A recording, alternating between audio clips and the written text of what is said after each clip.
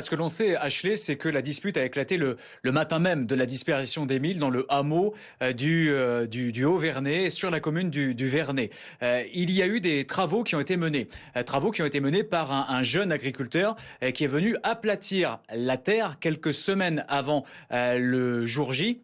Il a aplati la terre devant un domicile, celui de son cousin qui vit dans le cœur du hameau.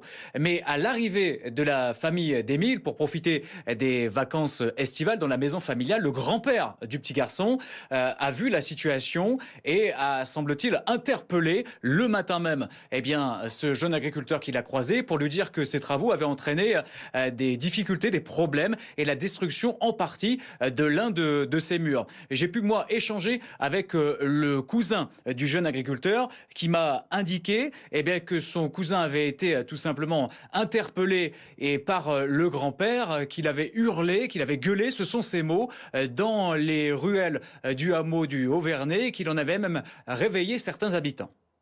Ces éléments ont poussé les enquêteurs à effectuer des perquisitions.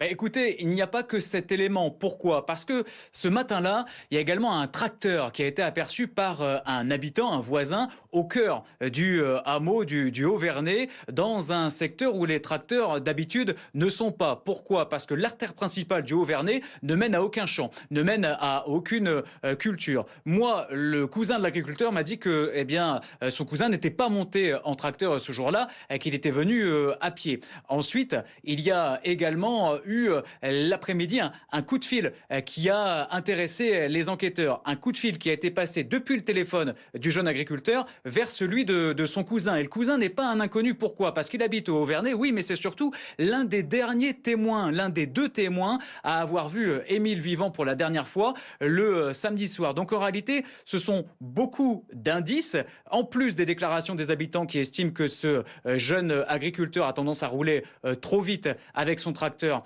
dans la commune. Ce sont tous ces indices qui ont poussé la section de recherche de Marseille à faire ces perquisitions la semaine dernière dans la maison familiale de l'agriculteur, dans le hameau de Roussimal, au nord du Vernay.